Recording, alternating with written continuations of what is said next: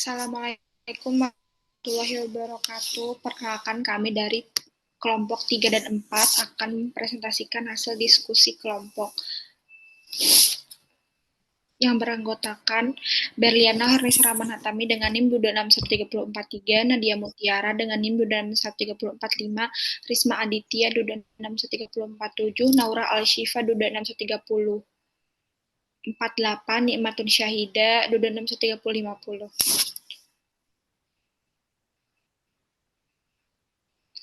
Selanjutnya, dasar teori. Pelarutan dan pelepasan obat adalah peristiwa penting bagi obat dalam bentuk sediaan padat, seperti tablet, kapsul, serta bentuk sediaan cair, seperti krim, salep, dan impan. Obat didistribusikan selama jangka waktu tertentu yang dapat mencakup jam, minggu, atau tahun. Pelepasan obat dari sediaan dapat digambarkan dengan beberapa model kinetik. Pemodelan kinetika pelepasan obat sangat penting untuk proses pengembangan formula karena perubahan kualitatif dan kuantitatif dalam eksipien formula dapat mengubah kinerja in vivo dan kinetika pelepasan. Uji disolusi diwajibkan untuk hampir semua produk farmasi yang bukan merupakan larutan di seluruh dunia.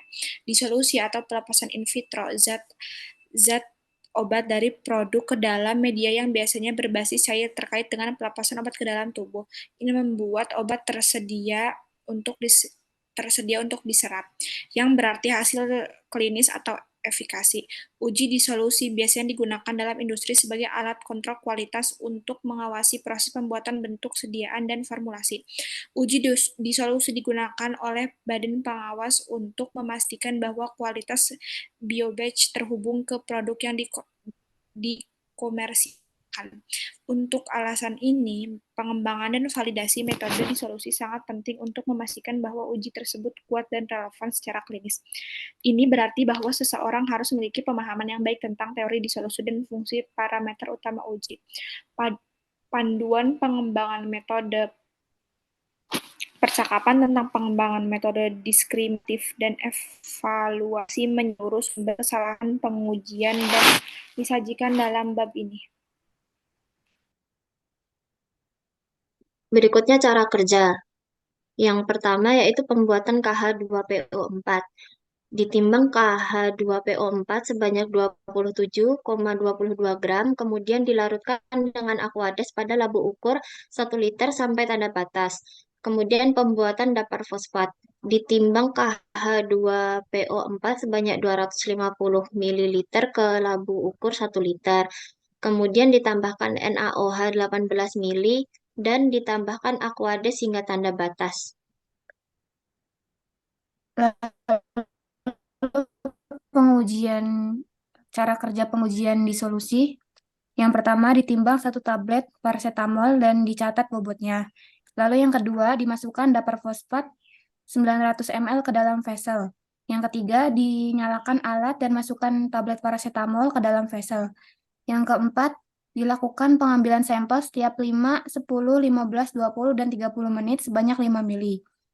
Setiap 5 mili pengambilan dapar fosfat dimasukkan ke dalam vessel untuk mengganti medium yang telah diambil. Yang kelima, dimasukkan 100 mikroliter pada sampel yang sudah diambil setiap 5, 10, 15, 20, dan 30 menit. Yang keenam, dimasukkan ke dalam labu ukur 10 mili. Yang ketujuh, ditambahkan dapar fosfat pH 5,8. Yang kedelapan, dilakukan pembacaan absorbansi dengan menggunakan spektrofotometer untuk menentukan kadar zat aktif.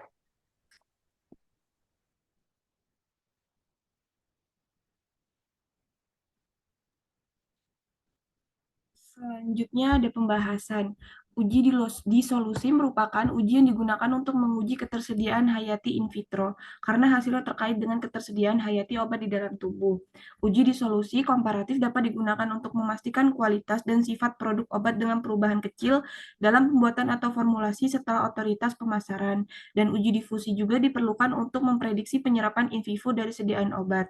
Hasil DE30 yang didapatkan dari hasil praktikum sebesar 59,61389531%. Hal ini menunjukkan bahwa hasilnya tidak baik karena kurang dari 100. Hal ini bisa disebabkan karena kurang bersih pada saat membersihkan kuvet dan tidak dilakukan pengojokan lebih dahulu di labu ukur yang berisi larutan sebelum dimasukkan ke kuvet, dan bisa disebabkan karena adanya kesalahan teknik dalam pembuatan larutan atau bisa juga disebabkan terkontaminasi saat membuat larutan.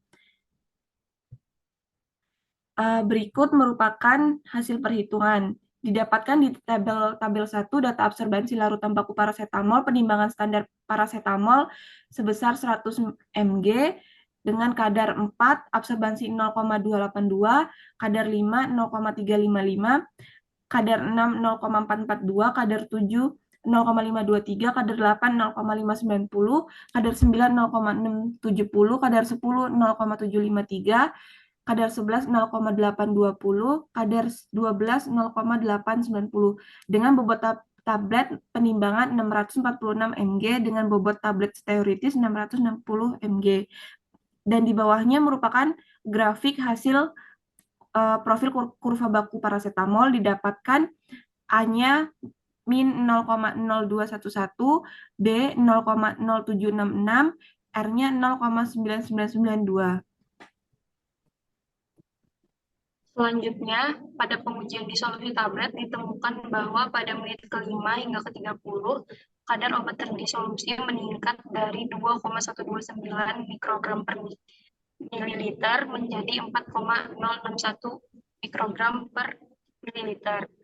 Penimbangan tablet setelah uji disolusi menunjukkan bobot sebesar 489,394 mg. Kemudian pada perhitungan YDT, luas kurva di internal waktu tertentu ditemukan dengan total YDT sebesar 8752,403721. Kemudian nilai Y100 yang didapatkan adalah 14681,818118 dan nilai DE30 sebesar 59,614. Berikut adalah grafik profil disolusi tablet parasetamol. Kesimpulannya, dari praktikum yang telah dilakukan menunjukkan bahwa DE30 yang dihasilkan sebesar 59,613%. Sedangkan jika nilai DE30 mendekati nilai 100, maka akan semakin baik. Hal ini menunjukkan bahwa nilai yang dihasilkan pada praktikum kali ini belum memenuhi syarat dikarenakan kurang dari 100. Sekian presentasi dari kelompok kami. Kurang lebihnya mohon maaf. Wassalamualaikum warahmatullahi wabarakatuh.